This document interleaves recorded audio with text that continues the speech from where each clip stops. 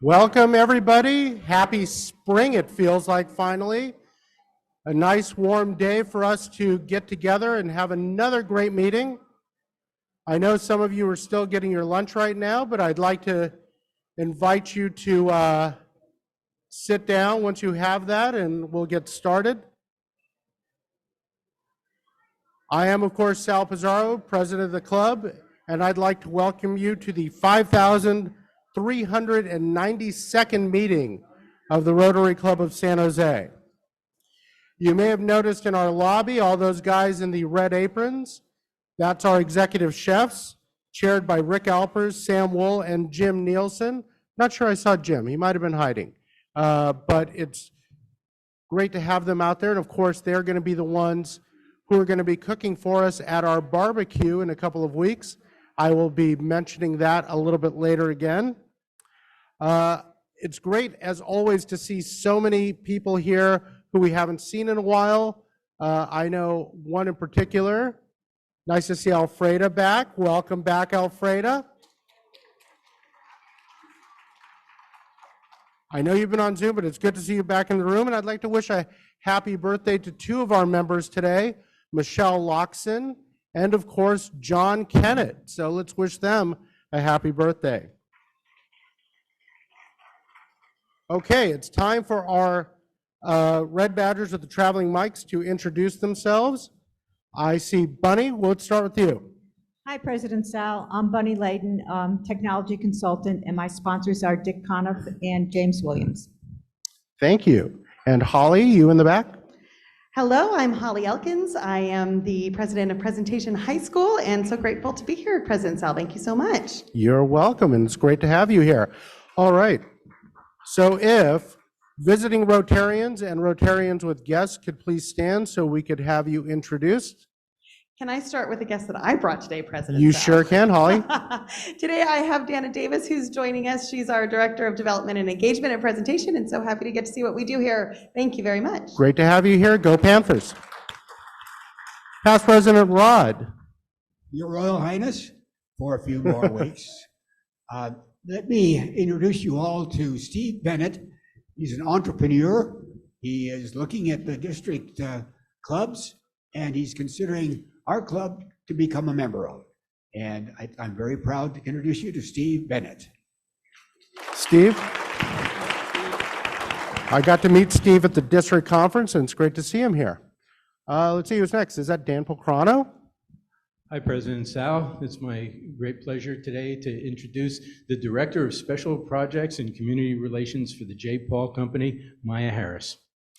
Mike, great to have you here. Thank you. I'm proud to introduce a guest of Mr. Castellanos, Dr. Rudy Cordova. Thank you for joining us today. Also, we have Brendan Ralston, the Executive Director of San Jose Jazz. Wonderful. Great to have you both here with us. And Richard, okay, I think you're next. President Sal, Richard Alejandro. I'd like to introduce Darlene Tennis, who you've met before, and you'll probably see more of her. Remember, August 19th, we're having a caravan to Pajaro, so be ready for that. Darlene. Darlene, great to have you back again. Okay, looks like that's everybody. So welcome to all of you who are joining us on Zoom as well. And now I'd like to ask Matt Bell, our membership chair, to come up as he finishes his bite to give us an update on membership. Matt.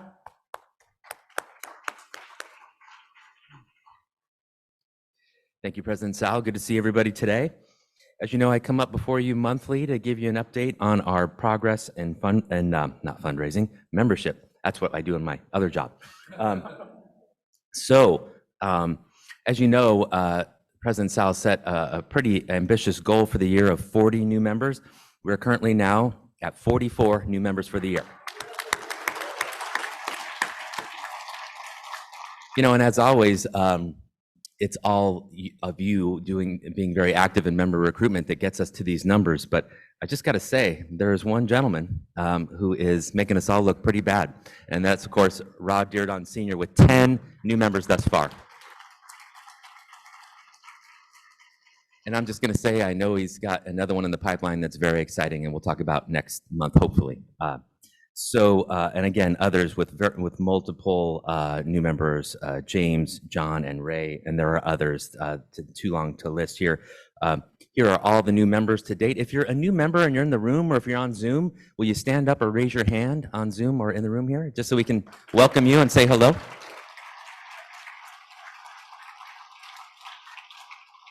Welcome to the club, all. And then, finally, all the sponsors here, I just wanted to list and acknowledge. And again, if you're a sponsor of a new member this year, please stand or raise your hand on Zoom.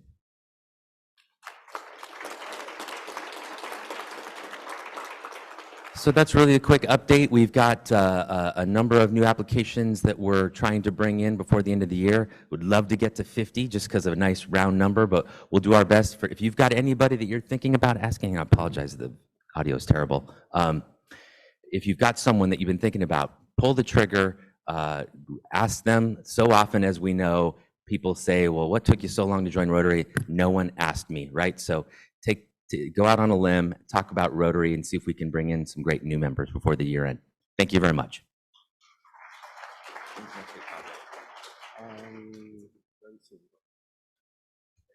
Matt was just asking when the next time he has to come back up here is. I said, you've got 2 minutes to eat. So Matt Robin's out here this week, and I think he cursed our microphone when he left. But we'll get through it. Next, I'd like to ask Abe Walcott to come up so he can get his big blue badge. Looking great today, Abe. Come on up.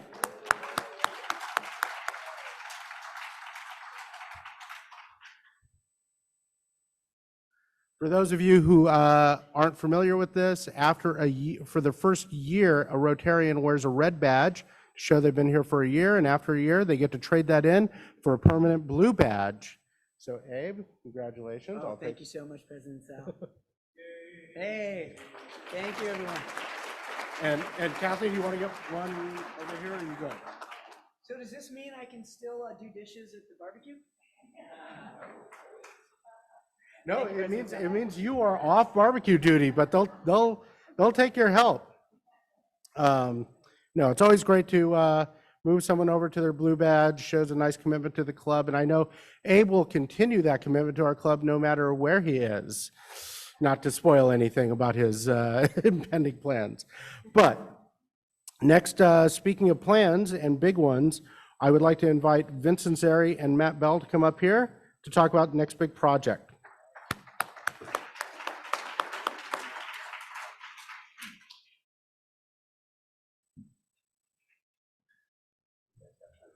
Oh, good. All right, nice to know. We actually have plenty of time, so that's even better, but we'll keep track. Next big project. Many of you have been hearing updates along the way. The committee's been working hard at this, and this is really kind of the last and final presentation before we actually have the vote for the next big project, which will be a few weeks out. So where are we at? As you know, it's the Rotary Mobile Healthcare Clinic. It's a mouthful to say, well, I'm sure come up with some kind of an acronym to describe it. But I want to start off by recognizing the committee. These are individuals that have been working on this project since June of 2019. Unbelievable. So if I can have the committee members that are in the room stand up. Committee members that are in the room, ad hoc committee members as well, and also our partners. We have JP here from Rotacare and Lisa Christian from Catholic Charities. So what I'm going to do is I'm going to turn it over to Matt to tell you a little bit more about the project, and then I'll come back and dig into the vehicle itself and wrap up with the timeline. So Matt. Thanks, Vince. First of all, I just want to say what a pleasure and an honor it has been to be on this committee. The work that it's gone into this with some twists and turns, everyone hanging in here, and we're finally at this point. Could not be more excited about this. So thanks again to the committee, and frankly to the leadership of the committee by Vince, wrangling this group for this long, amazing. So how about just a hand for Vince's leadership? So really excited about this project. This mobile health clinic will be able to go all around the greater San Jose area, providing healthcare services to those that are uninsured or have very limited access or no access to healthcare.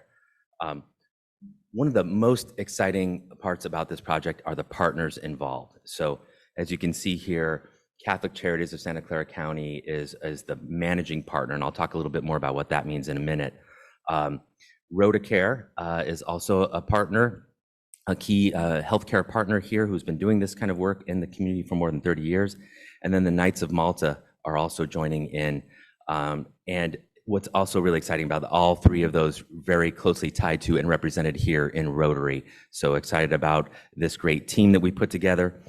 The key thing about this is not just providing access to those who either are sick or injured sort of in an episodic way, but rather ultimately getting that community into the healthcare system, bringing them in, providing that access, referring to other services, and a lot of other wraparound services that are so desperately needed by this population.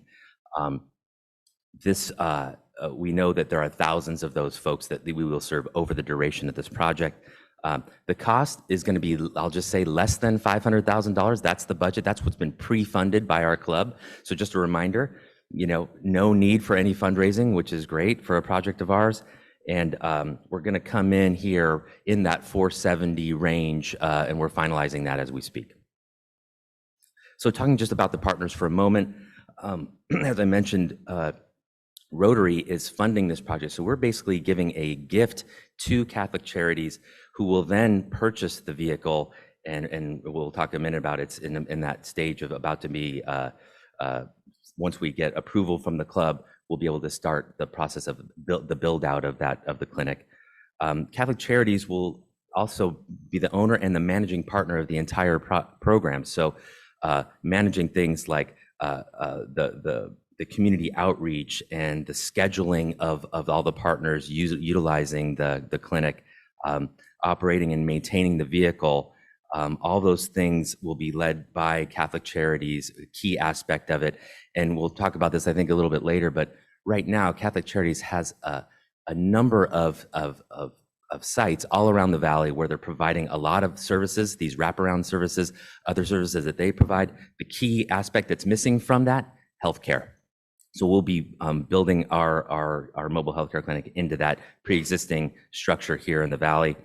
Rotacare, as you know, has been doing this work for years out of the Washington School here. I think they'll maintain that for a while, but they'll be a big part of this 2 to 3 nights a week, providing medical services for their community. And the Order of Malta, a very large network of volunteers here in Silicon Valley who are looking forward to taking 1 to 2 days a week. So ideally, we're at 3 to 4 days a week, maybe more ultimately when we're in full force in the program.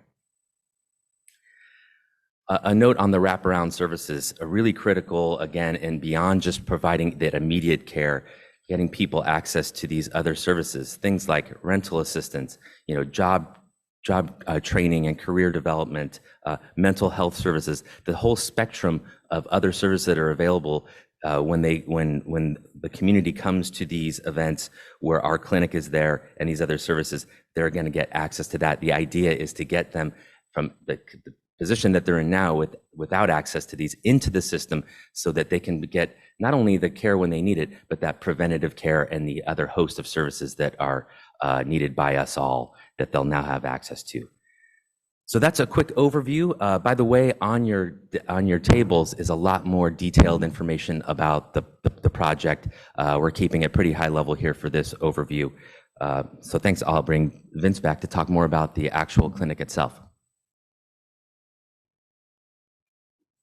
Okay, so this is where I get to play Vanna White and talk about the vehicle and the benefits and features and so forth. What we did was we actually created a subcommittee that focused exclusively on the vehicle, and we had other subcommittees within our committee overall looking at various tasks. And they went out and received 3 bids or quotes for the vehicle, and the organization we went with is CT Coachworks. They're in Southern California. It turned out to be actually the lowest bidder and the organization that could turn it around the quickest.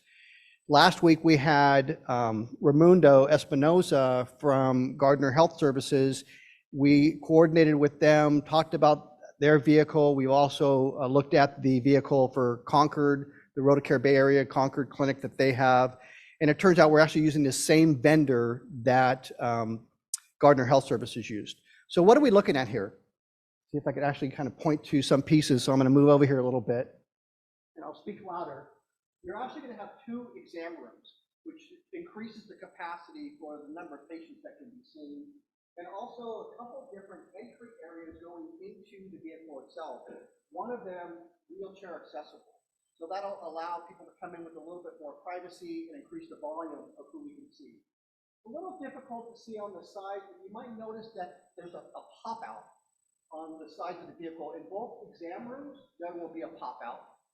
And then over here at the upper right is an intake area where we'll have computers and technology to get the information and be able to transfer records as needed. You'll notice the cameras around the vehicle for security purposes. We'll have that. It's a 38-foot gas-powered vehicle. Let's see, what other features do we have? Wi-Fi, 5G, so that way we can transmit the information. That's one of the challenges from time to time that Rotocare has experienced with their Concord vehicle, is actually trying to get that information out. So we'll be able to communicate with various carriers. The bid currently is somewhere around $470,000. One interesting thing you'll notice is there's no passenger chair. We didn't really see the need for a passenger chair in a vehicle like this. So we thought through all the different line items in the vehicle to find ways to identify if we could cut cost. And many of you may know Jeff Spino in our club. He is in contact with us to see if it's possible to actually lower the cost of the chassis itself. The timeline in terms of the vehicle, it's probably going to take us 3 to 6 months from the time that we actually have club approval, sign the contract, to actually get the chassis in. And it could take 12 to 18 months, weeks for the actual build out. So let me go through the timeline with you. What are we looking at? Presentation, this is the last presentation to the club. In 3 weeks, turns out we actually have our mayor, Matt Mahan, will be our keynote speaker, and that will be the date we're actually going to have the vote on this project. In the room, we need a quorum of 100 people. And we will have an election of inspectors. They've already been selected. They will count the votes to determine if the project moves forward. Both boards have seen the project, gone through this, and have unanimously approved the project. So now it's on to the club for their approval as well. I want to take a minute, though, to just talk about some of the questions that have come up to our committee. It's important. There's actually a handout that didn't make it in this meeting. It will make it in the next meeting that we have when we do the vote, that has all the details, some frequently asked questions. But some of the things that came up, it's just important to spearhead and touch on that. Number one, this is not the Rotary Play Garden. That was a centennial project, about $6 million. The budget for this is $500,000. This is not brick and mortar. The impact, however, we think is going to be tremendous for our mobility to get out and to go to places in the community that really need help and can't get to a brick and mortar location. So we think it will be much more impactful. Catholic Charities. We actually did donate a van to them during COVID. It was a $74,000 van. It's used for very different purposes than providing health services. So I want everyone to be aware of that. And then we've had questions about the religious aspect, the Order of Malta, Catholic Charities. Folks, there are no limitations to the individuals that they were served. So that's really important for you to know about that as well. So overall, we're really excited about this. Again, the meeting coming up will be on the 7th in 3 weeks, and we look for your support. Thank you very much.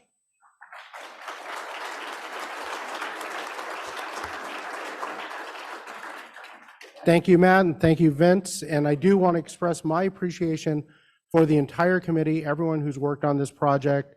Throughout my year as president, we've been going to meetings with them. We've been hearing from them. They put countless hours in on this.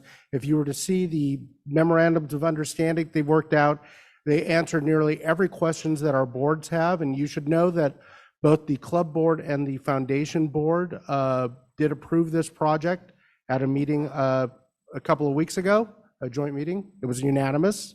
Matt pointed out it was unanimous, but we do need the club to approve it because it is a $500,000 expense. So anything of that size needs club approval. And as you can see from the slide, we need people to be in the room on June 7th to vote. I understand people who can't be and need to be on Zoom or will be out of town that week, but if you can make it, please do so. There will be a proxy option available, and details about that will be distributed to everyone in the next week or so, as well as any other information or questions you may have. But this is the last real formal presentation we're going to have on this project. So I hope you have appreciated learning so much about it. Okay, thank you guys. And moving on, a couple of announcements. Of course, this week, Saturday, is our Rise Against Hunger meal packing event. We've got a lot of people signed up, but Ginger Sotelo asked me, what's the end time for this? And I said, well, that depends on how many people show up. Right now, they're telling us it's going to take a couple of hours, 2.5 hours for the number of people we have. If we have more, we can make sure that it takes that amount of time, or maybe even less. We're trying to pack 13,000 meals. So the more the merrier. I hope you can join us. Those of you who have signed up recently, of course, you won't be getting a t-shirt since that ended on May 5th, but we still hope you will come anyway in the spirit of Rotary. You can still sign up on the website, or we've got a table outside. I know Jim Towery signed his name right under mine. I think mine's been sitting there for 2 or 3 weeks. But so please come out, bring family. As long as they're over 10 years old, they can help. And we have our, speaking of the executive chefs who are out there, our spring barbecue coming up June 14th. As I was reminded today, that's Flag Day, so we'll have some appropriate decor out there.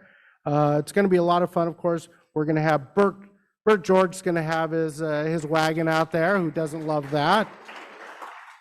We're going to have steaks, ribs, oysters, and all the sides, I'm reminded, vegetarian, including the beans, salad, vegetables. I am going to be serving up hurricanes for as long as they last. It's not going to be enough for everyone, but get there. And of course, we're going to have ice cream at the end. Who doesn't love breaking that brick of ice cream against your teeth? It is going to be a fantastic amount of fun. We're going to have classic cars. We're going to have music. I hope everyone can go there because it is such a great way for us to get together. And honestly, if you want to bring a guest, it's a good way to introduce people to Rotary. A lot of people in this club were first introduced to Rotary by going to a barbecue. They got to meet people socially. They got to enjoy themselves. They got to see what we are when our hair's down a little bit, and they decided they like us. So the cost is $70 per person. I dare anyone to tell me where you're going to get this kind of deal in San Jose right now. With that amount of food, Bert George, and hurricanes. Bert and I alone are worth the $70.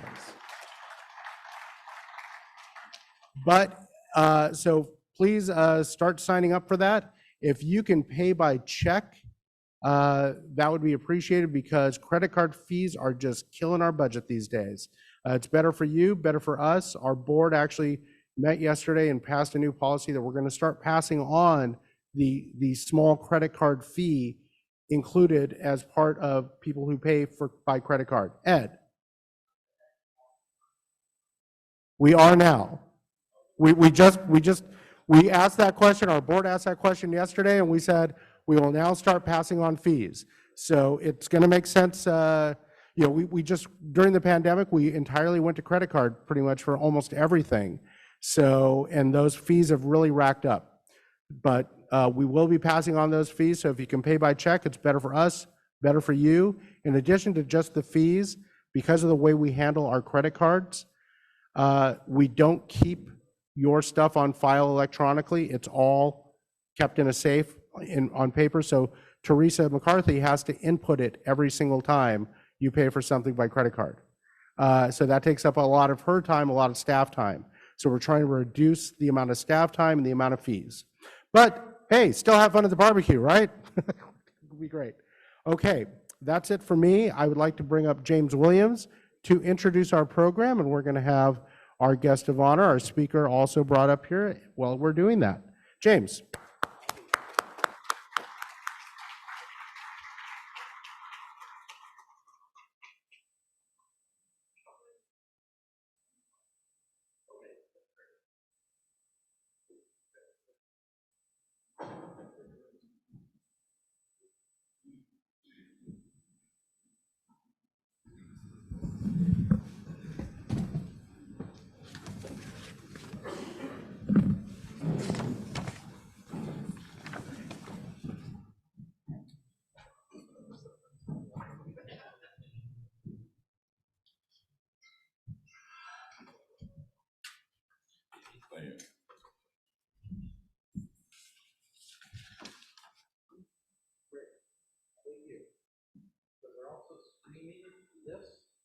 So that's why the microphone is also important, because there's people online listening to our program today. So thank you, everyone. It's a great honor to have Mr. Alcario Castellano with us today. My mic, you can't hear me. Okay. My notes. I turned it on. The light is green. Hello? Can you hear me? Now let's see what we can do. It's working, so you're just going to have to hold it. Okay. It's got to be up at my mouth. Okay. So the story of Alcario and Carmen Castellano is legendary in the South Bay. After winning a record California lottery jackpot in 2001, they promptly decided to create a self-managed family foundation that would strengthen the Latino community in Santa Clara County. Ultimately, they have created a lasting impact locally and also influenced philanthropy nationally due to their emphasis on two principles: equity in philanthropy and board diversity, groundbreaking principles at the time. Mr. Castellano has kindly asked me to call him Al during this interview, so you know. So, my first question. We met yesterday and had some time to talk about his interesting life and stories. So after the excitement and the media attention of winning the lottery, how did you and Carmen decide to form the family foundation to support the Latino community in San Jose? Anyhow, my name is Alcario Castellano, and usually I'm asked about my legacy at the end of these sessions that I have. But I want to mention my legacy. My first sentence will be my legacy, like no other, by two persons of color in Silicon Valley. That is my legacy. I will not mention my legacy after this. Now, your question again? My question was, so we'll start at the beginning. After you won the lottery, you pretty quickly decided to form a family foundation to help the Latino community. And tell us why you decided to do that. Well, not only the Latino community, we helped a lot of other people. And it was a matter of what were we going to do with the money? And my wife and I weren't agreeing too much on that. Okay? I wanted to go to Bermuda. And my wife on the other side of the table says, "Oh, Al, this is the way it all started. The day I won the lottery, after my wife and I celebrated for about 10 minutes, my wife and I were the only ones at home at that time. All our other kids were either in college or married, and we have 3 of them, and my wife were now living alone.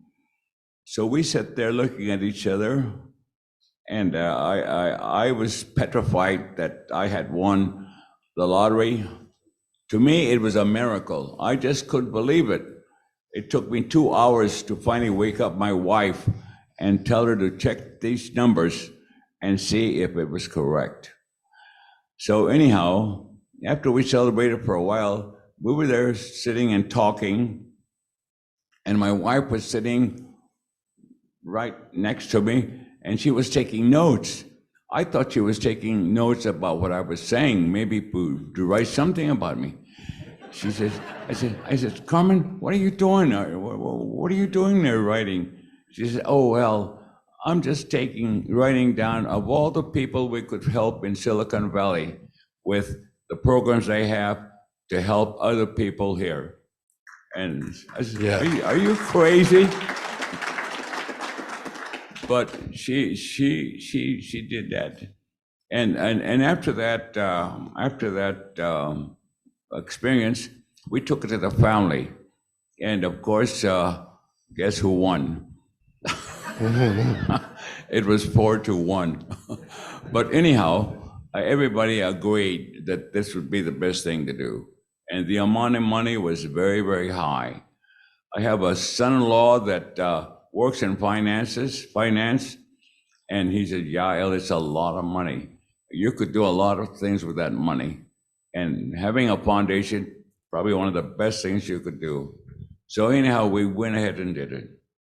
And of course, it was a lot of hard work to form a foundation. We had my wife had a little experience from her job working with my foundation. I did not at all. And we had to find some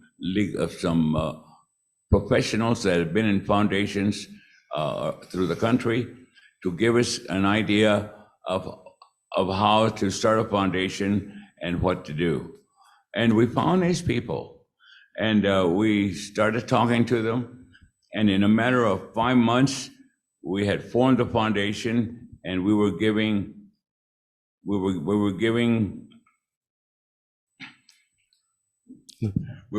money away to organizations to help them. Yes, in just 5 months.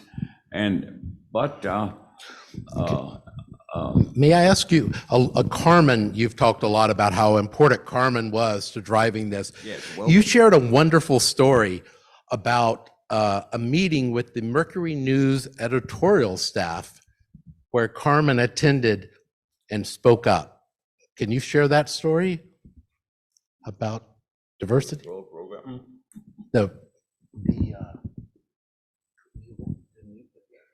It was about diversity. And she stood up and Well, told me your story yesterday. The people we talked to, they were professionals. They had been working in the big cities and back east with the big time foundations, and they've been around, and they knew all about foundations. And believe me, they were Latinos too. We only talked to Latinos to help us do this. And most of the Latinos we talked about did have professional advice working with foundations. And I just got to say that the advice they gave us, it worked very well. Great, thank you very much. So I would like to have you talk about Carmen some and how important she was in the early days and speaking up about diversity and equity. You told me a few great stories yesterday about Carmen speaking to the Mercury News Board about diversity. Here, Well, I'll start at that point. You know, my wife and I had been married now for, I don't know, about 5-6 years. My wife was a very shy woman when I met her. She was not very assertive in talking to groups or anything like that. And anyhow, we got married, and then we started to go out in public, and we'd go to meetings. And if she had something to say in the meeting, she would never say it. She would whisper at me, tell them this, this, and that. And then I said, okay. But then I wondered if they asked me questions, what am I going to do? Hey, But anyhow, She was very shy, and it took a long time for her to get up but the time came that the San Jose Mercury editorial staff had a meeting, and they advertised it in the newspaper. And she says, Al, look, Al, they're going to have a meeting in diversity, the staff of the San Jose Mercury. And at that time, the San Jose Mercury wasn't really very keen about diversity. Believe me. In fact, I think at that time, quite a few people in the city of San Jose were after them to get Latino reporters or people of color to work in the San Jose Mercury. So, okay, sure, I'll take you to the meeting. So we went to a meeting, and we were late, so we had to stand up, but the place was packed with people. It was just barely find a place to stand that we could see the stage. But we were there listening to what was going on, and the hearsay and that the board was putting out and what have you. And this went on for a while. So then they started a question and answer session. So to tell you the truth, anyhow, well, I thought that was a good idea. So then I saw people getting a line to tell the board what they felt, and listen to a few remarks. And then I looked to my left to say something to my wife, and she wasn't there. I said, I guess she probably went to the bathroom. But I looked up again, and I looked at the line, and Lord and behold, my wife was online. I just couldn't believe it. But I mean, I don't tell her what to do. Anyhow, she got up there, and everybody had their turn, and then she got up to the microphone, and she talked to the board for a minute or so about subjects that she was talking about, and then she challenged the board by telling them, how dare all of you white board members stand up there and you have a meeting about diversity. She couldn't understand why they did that. And when she said that, the crowd just went wild. I think the ceiling in the building went up 10 feet and came down again. But that's where she got to start about finally deciding that what she thought and what she said was important. And from that day on, well, we took off. Yes. Everything we did together. And that was just a local thing. You just can't imagine what she has done nationally. When she started attending the national foundations, we attended a total of about maybe 7 or 8 foundations. The first foundation we attended was in New York City. There must have been 1,000 people or more there. And most of those people are money people. They are people that control money. So we were there sitting there in the lobby, and Carmen looks at me and says, Al, I don't see any diversity. Carmen and I were the only 2 Latinos standing there. There was a few black people, but we found out later that the black people that were there were staff members for foundations that were just doing work for them. Other than that, there was no Latinos, not from our country. There were some Latinos from South America that came to that foundation, but there were so few, it took us several days before we missed some of them. The place was so big and crowded. But she thought about that, Al. She couldn't believe it. She just couldn't understand why people of color were not there. So from that day on, after that meeting, the national foundations started having meetings on diversity. After that, every year. And every year we would go to those meetings. And we went to those meetings and we joined the people that were there, and we talked about diversity. We did that for 8 years. And then on the 8th year, we got some information at home that they were going to have a feature presentation at the luncheon about diversity. And they had chose Carmen and I to be two other people with two other couples to conduct that meeting and talk about the subject. So we went there, and of course it was pretty crowded, and the usual lunch crowd was there and what have you, and we got out for a good start. So anyhow, the three, I didn't get on the stage. Carmen got on the stage by herself. I was busy with my camera, taking pictures and videotaping, et cetera, et cetera. So Carmen just handled that by herself. So they started talking, and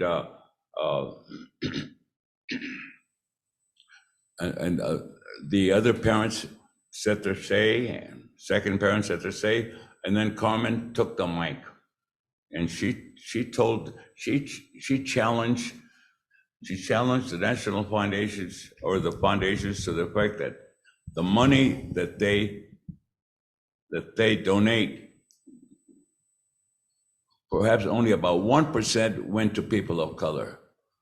And when she said that, ooh, the crowd, they didn't like that at all.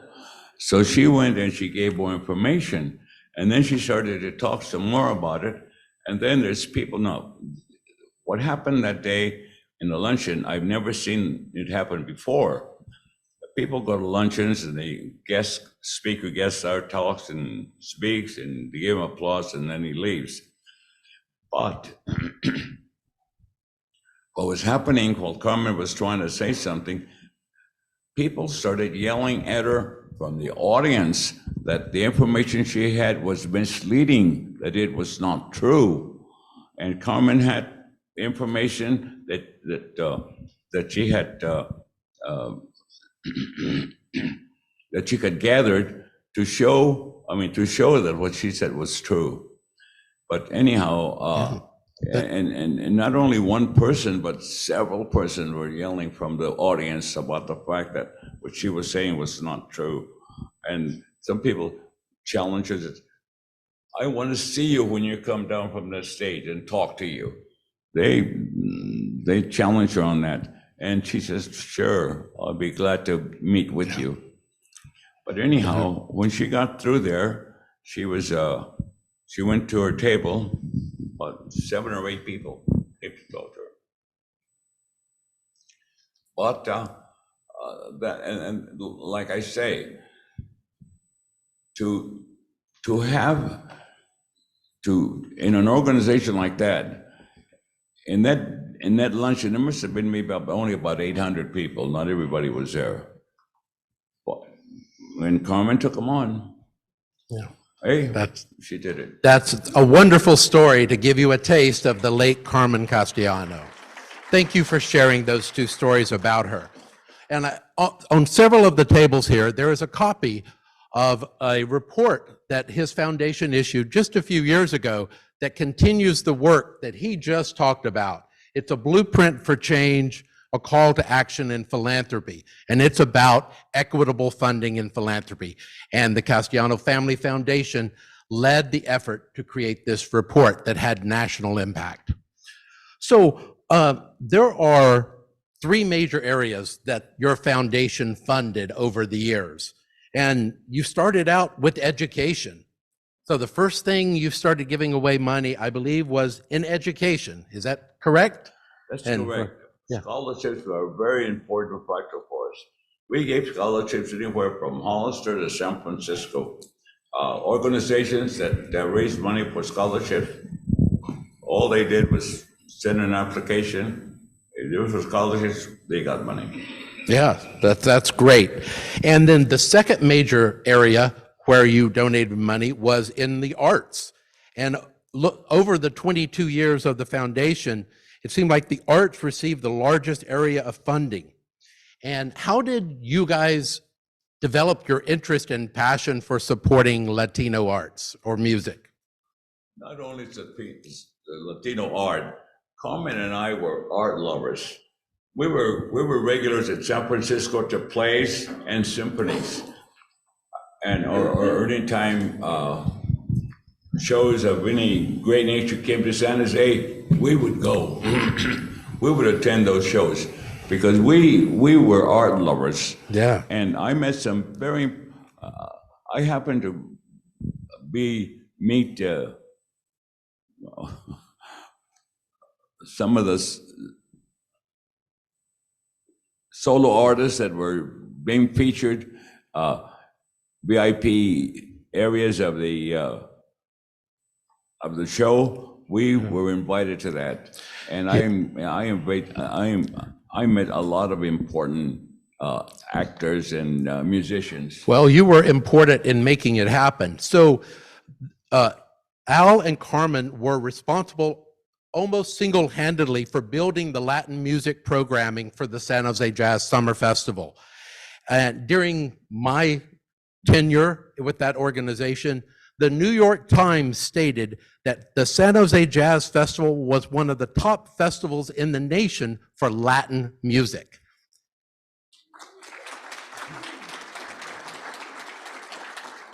Thank you for that one. No, we did have a stage at the Jazz Festival for several years, and it was in one of the side streets there in San Jose, and it was well attended, and it was just, it worked out very well.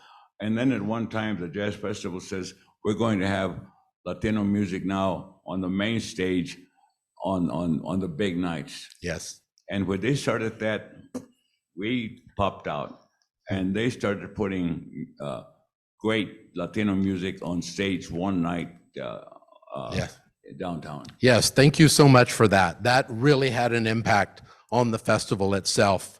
The other organization that you have supported so much is the School of Arts and Culture. And when that was first founded to revive the Mexican Heritage Plaza, you were very essential in being a part of bringing that school back. I believe that's been one of your areas of the biggest funding is for the School of Arts and Culture. Can you tell us the story of how that came to be? Well, when I read in the paper that there was organized the School of Culture in San Jose, they started having meetings. There was a group of people that got together and started talking about how to get the organization together. In fact, Fernando Zazueta was one of the organizers that was there, and I know he's still very active in what was happening in that place. But I attended every single one of those meetings, and then when they finally said, "Okay, this is what's going to happen with the Mexican Heritage Foundation," my wife and I became involved making donations to it. The organization had a trend to make it to make that organization to work one way, and they tried. I think they had about 4 or 5 directors trying to get it going, but it never worked. Carmen and I worked with all those 5 directors, helping them and telling them, well, how the money they needed to keep the programs going.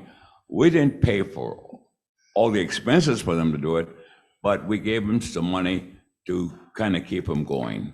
Yeah, well, thank you. That's very important. In fact, we're having Jessica in a few months here speak about the School of Arts and Culture.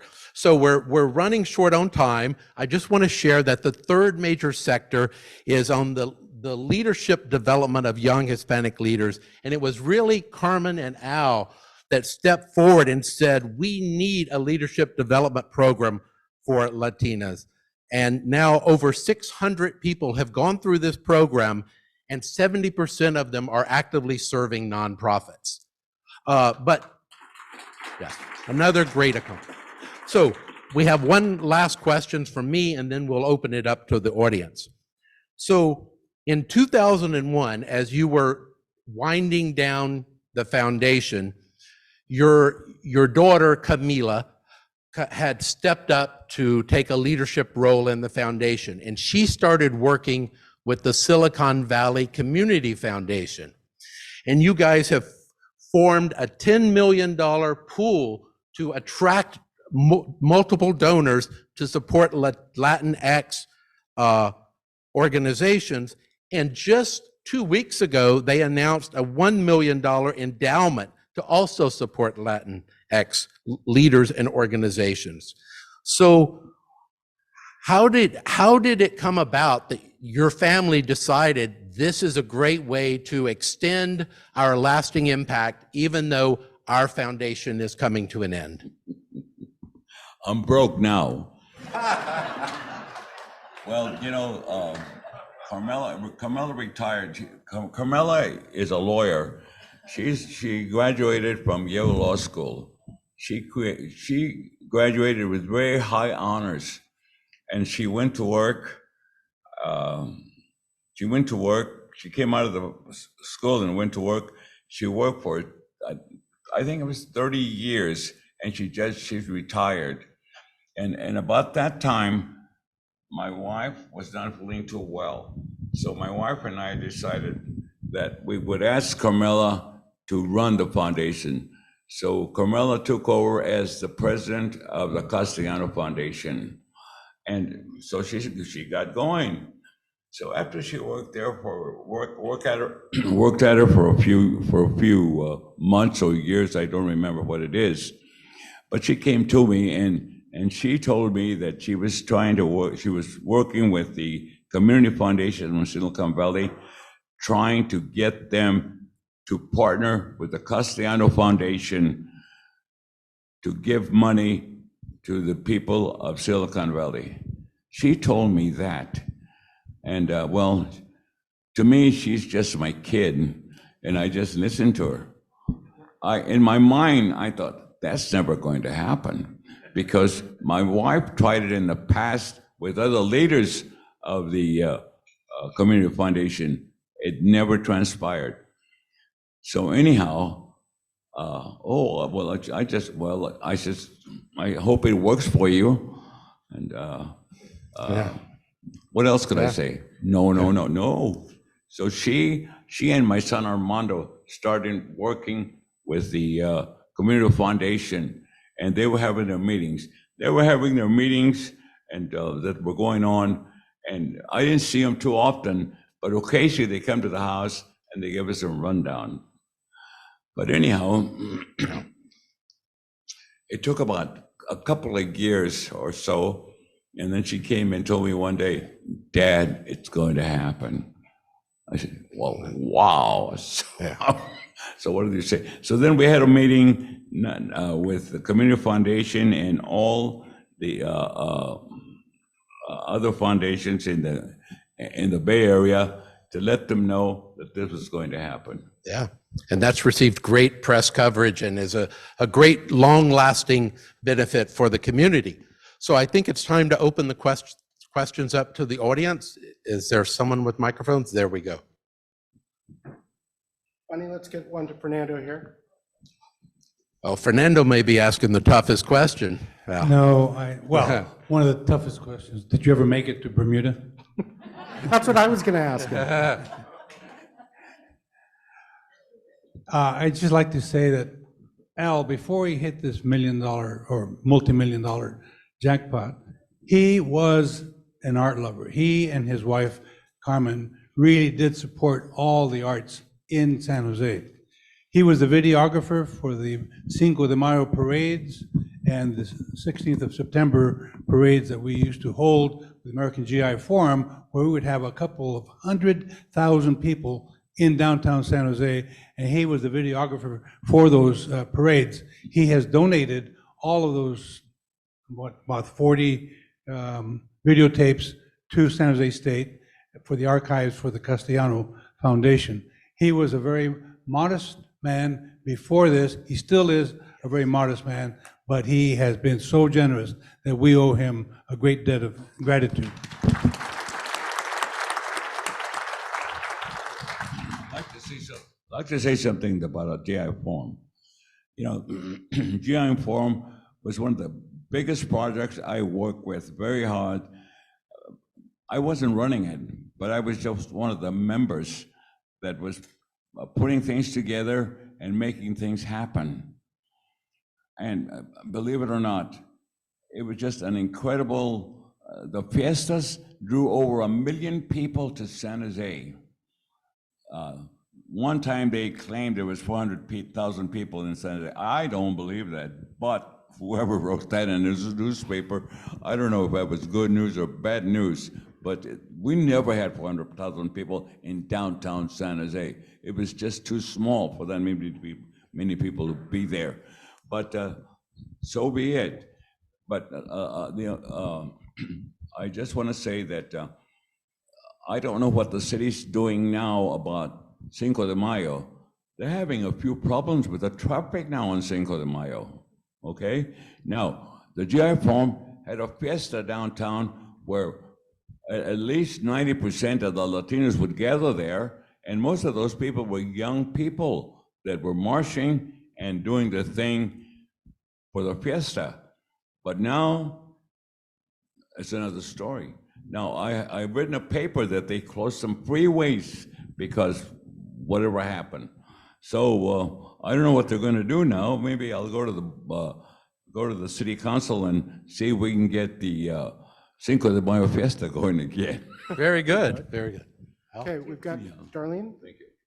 I was just going to repeat what Fernando said, in that he didn't become generous because he got money. They were always generous to the community. It was part of their life. But I also wanted to mention about your diversity, because you remind me of Eleanor Roosevelt. If you guys know the story of Eleanor Roosevelt, when she was First Lady, she held a press conference, but she, on the condition that only female reporters would go. So every newspaper in the country hired a female reporter so that they could go to the press conference. And very much with the diversity, they did not give money to charities that did not have diversity on their board. They put their foots down on that, and people had to diversify their board. So I think that's very important, that when you yield your power, so to speak, in a good way. Wonderful story. Okay, well, thank you so much, Al, for sharing your story with us. We appreciate that. Thank you, James, for Thank you. introducing him and asking the questions today. So Al Castellano, everyone. Thank you for having me. Thank you. And on your behalf, a donation has been made to History San Jose.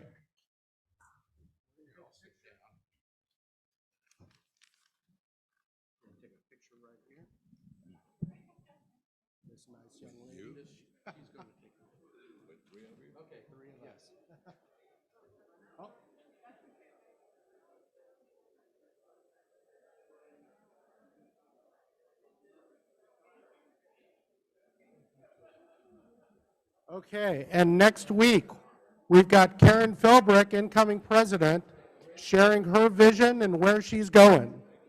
That's it. Meeting's adjourned.